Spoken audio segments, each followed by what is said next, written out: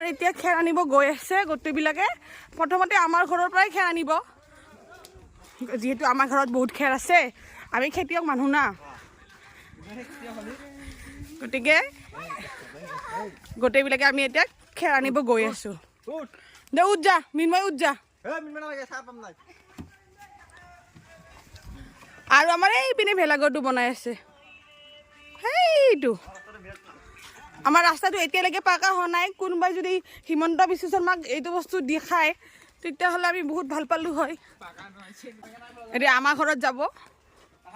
আমাৰ ঘৰত দুনিয়াৰ খেৰ আছে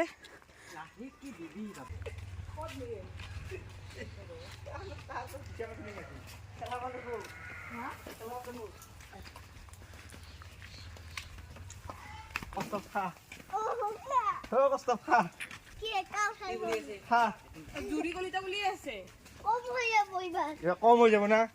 তোহাৰ পৰা নাপালে লাভ না